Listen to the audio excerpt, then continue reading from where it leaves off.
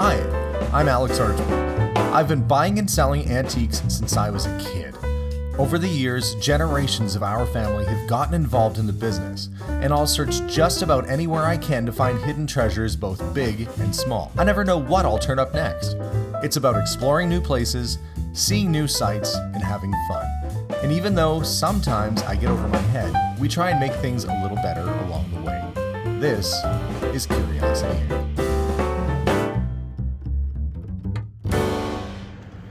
Good morning, everyone. I've taken a break from working on my 29 Cadillac to come out to Vancouver Island, to the city of Victoria, BC, with my wife, with my lady Melissa.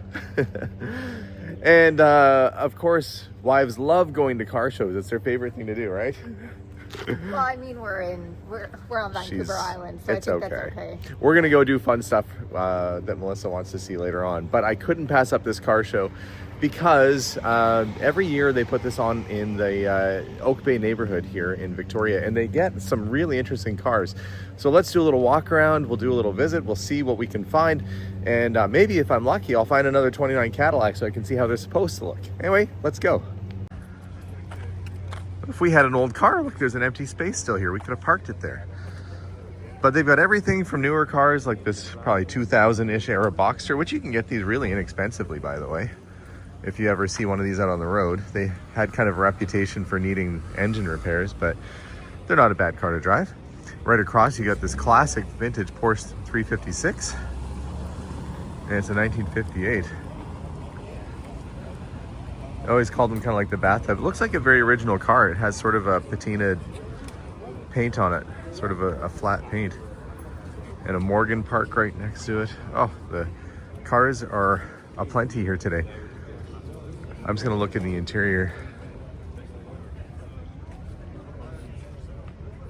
Classic German white steering wheel, and you've got that low slung bucket seat in there.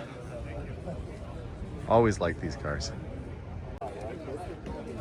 You've got some nice European contenders here. These Carmen Ghias are a pretty little car designed by Ghia. And, oh, feel free to go by. Sorry. They're just a pleasant little car to look at. Not a big powerhouse, but not overly expensive to pick up. But what a happy looking little thing that is. And pretty comfy too. They got nice big interiors, comfy seats. Let's have a look at the inside of this. It almost has that MB Tex Mercedes kind of look to it. But see how they've got this lower sort of woven basket shelf there that you can put stuff on. It's a creative way to get some extra storage. When Melissa and I first got married, you remember this? We had a Mercedes almost exactly like this. This one? Yeah, the one that we pushed from the top of the hill? Yes, okay. Melissa remembers. We had restored it, but the engine hadn't been running quite a while, and it fouled up all the plugs, and we got stuck. We were burning oil like crazy. And yeah. And it was midnight blue. It was a midnight blue color, but we got broken down. And that was wild because we pushed it in this right in front of this guy's house, and he said, "Oh, I happen to have a radio for this exact car." Yeah, so a breakdown in a car exactly like this. We stopped right in front of a guy's house who was a Mercedes mechanic and happened to have parts for it in his garage. So that was a fun little adventure, but that's the joy of car ownership. Yeah, they do. And the turnout's pretty good. They take over the whole sort of main street here. Right in front of a store called Timeless Toys.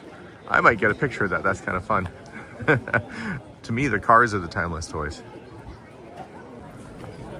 This is the car, like the car.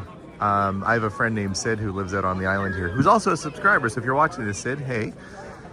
I just texted him minutes ago and he said he couldn't make it down because of a root canal. But he said, oh, that there was a gold Triumph TR6 that he really wants to buy. So if I see it, I'll try and get the guy's number for him so maybe they can make a deal. But Melissa, you have to tell me which one's your favorite. So as we're walking along, you tell me which ones you think are cool. I've always liked those old Jags. The XK 150.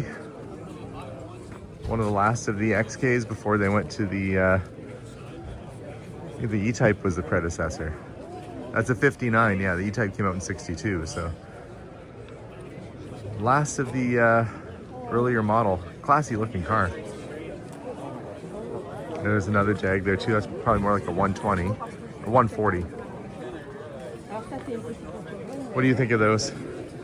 The old Jags. It's not bad. It's not bad. It reminds me of the... Oh, the Mark II? Yeah, the Mark II. Yeah, they're very similar kind of look.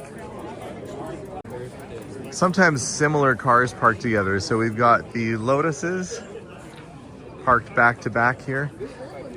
My friend Raymond has one of these Europas and I don't fit in it. I don't know if it's too tall or what.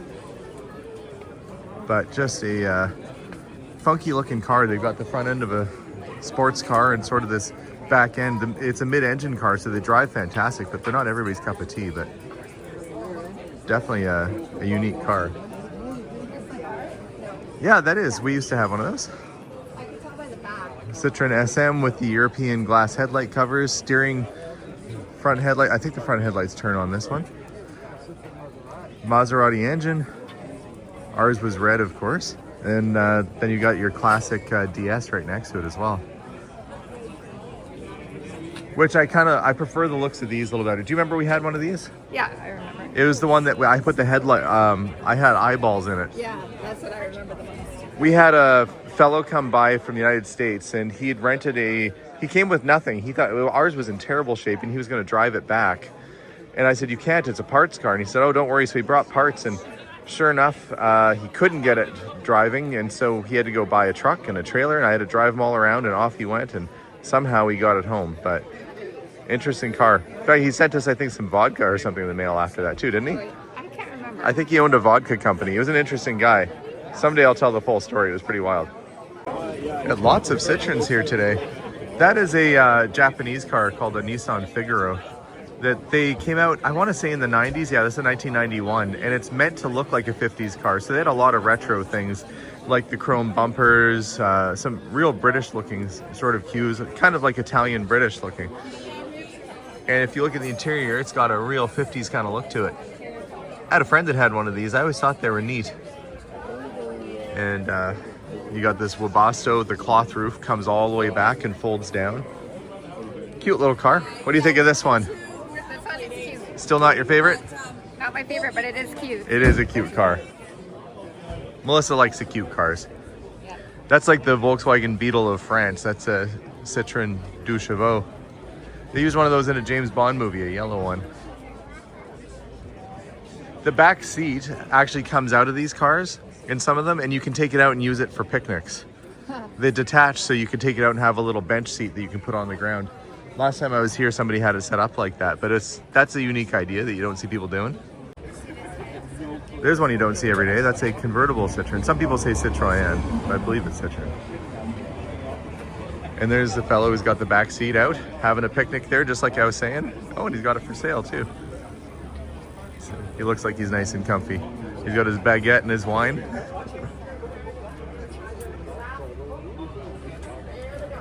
They always put really plush interiors in these. If you look at the steering wheel, it's got this center shaft and it's completely open otherwise. Really unique design, but very comfortable and nice car to drive around in.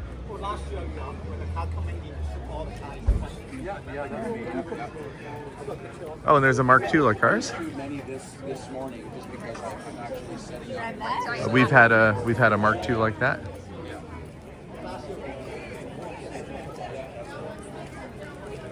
Pretty looking car. Yeah.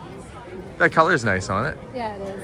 And he got aftermarket wheel well arches. The fender skirts are normally quite a bit bigger, but you can get these aftermarket ones to give it a full wheel arch. It looks pretty good.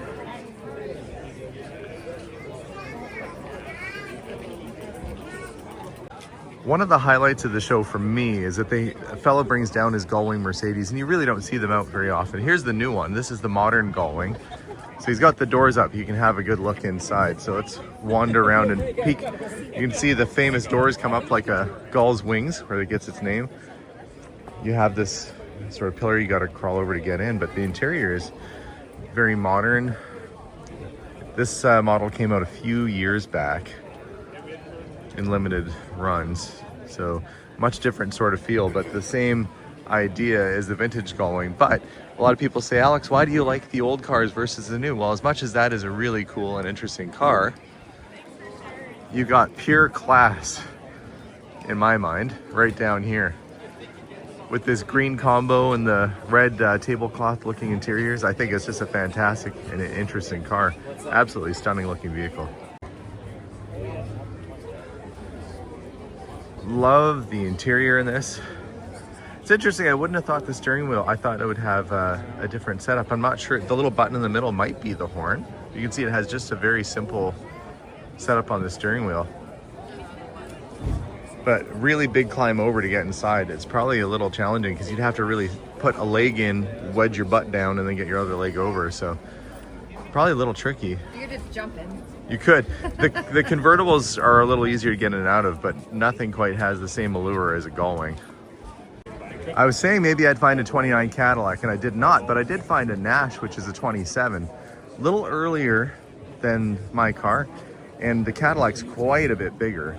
It's surprising the size difference between what would have been a sort of normal car and the Cadillac at the time. That said, this one has done Trans-Himalayan adventure. Never done that. China, Tibet, Nepal, and India. Look at the route this car took. Paris all the way up. What a wild adventure this must have been in a 27 Nash. And they put sort of slightly more modern seats in it with seat belts and harnesses. And if you're doing a trip kind of peaking to Paris or in those sorts of areas, you'd want to have a good, reliable car. But do you imagine how fun that would be? Wouldn't that be wild? That'd be great. Here's another knockout here. Now this has been fully restored. The two-tone brown and yellow, this was a kind of a color combo they would have done a lot in the 1970s restoring these cars. I don't know when the resto was done on this one, but it's in absolutely pristine condition. It's a dual cowl Phaeton, which means that when you put the top down, the people in the back seat have another windscreen back there, so dual cowl. And really classy looking car. Nice big rims on it. These aren't the Buffalo style rims, or maybe they are with a different center or a different hub, but you just don't see too many of these oldies out there anymore. It's always a really good turnout, especially on a day like today where the sky is blue and it's sunny and perfect. Melissa's had to put up with me talking to almost everybody I run into. Well, that's my favorite part. Oh, that's her favorite part, she says. Okay. That's true. Melissa is a chatty, social person. I love meeting people. Hey, here's one for sale. 1933 Plymouth. Dual side mount tires. Look at the chrome strip on the top of the side mount has the rear view mirror built right into it. On a lot of these, they're strapped onto the wheel, but not this one. It's an integral part of the bracket that holds it on. I don't know why I'm starting to get more interested in the older cars. Maybe it's just because, you know, here we are at a show with hundreds and hundreds and hundreds of cars, and there's only, you know, 3 or 4 pre-war cars here. Maybe more. There's more than 3 or 4 produced, but not many anyhow. Of course, it wouldn't be a car show with a couple hot rods. This one's got a few people checking it out. You got the rat holding a spear on the front. You got the shrunken heads, which might be running lights. Look at the Chevy logo. They custom made it with a mouth on it. And an engine that goes for miles. I don't know what it's like to look out the window of that. You know what the visibility is, but I bet she's got a few horsepower. Hemi Hunter. Yeah, look at the tires on this thing. I'm gonna put my foot next to it for comparison. There's my foot, there's a tire, there's my hand. It is absolutely massive. I want to show you the rat on the side here. Look at that guy. That's a funny guy, right? People think it's cool. And you gotta have fun. That's what it's all about. Of all the cars I've owned over the years, the one that my son wishes I kept was a Mazda Miata like this. I had that yellow one that we found in the storage area, I guess the basement of a condo when we did a house clear out, and it was part of the deal, and it was in pristine condition. And of all the vehicles, my son Steve, and this is what he dreams over, is one just like that, having one again.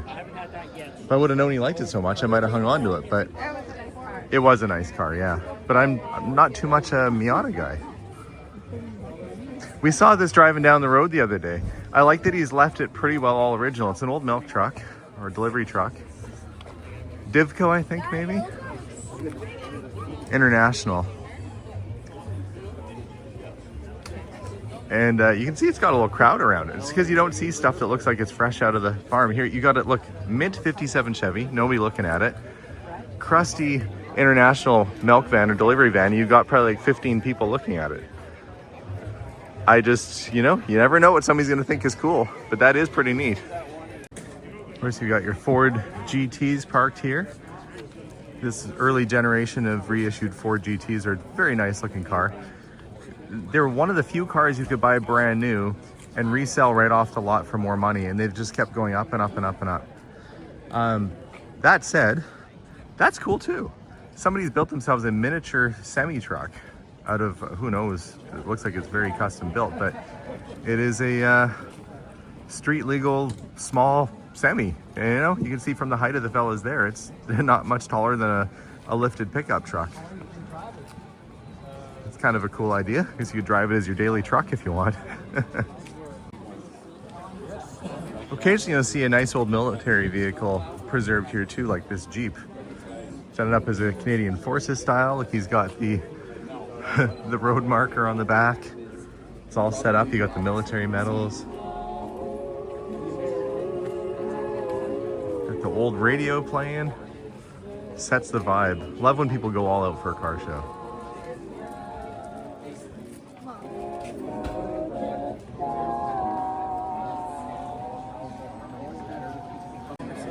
I thought I would just stop and show you guys this car because you probably don't know what it is at first glance. Kind of funny looking little front end, tiny little motor up front, facing the opposite direction. What is it? It's a DKW. I've not heard of it. It's a German car, but you might recognize the logo. So you'll see it's built by Auto Union, which eventually became Audi. So this is part of the Audi branch. Now each ring of this emblem stands for something. It's Auto Union, DKW, Horsch, and there's one more somebody at home watching will remember without me having to cheat and look it up. But you don't see a lot of them around. They are a two-stroke car, which is why you see a lot of oil in the engine, and they blow a lot of smoke out the back if you have it mixed too rich. Incredibly unusual little three-cylinder car. And just one of those little oddities, and of course is the brethren of Audi today, so kind of still exists to this day. So that's it for me. I'm going to keep wandering around and having a look. There's all kinds of great cars to see, from North American classics to Gullwing, Mercedes, and more. It's a beautiful event on a beautiful street and a beautiful part of Canada. So if you're ever in the Oak Bay area, come down and check it out. It happens every year, and it's something to look forward to. As for me, guys, I'm signing off, and Melissa and I are going to go grab something to eat. Bye for now, everybody. Bye.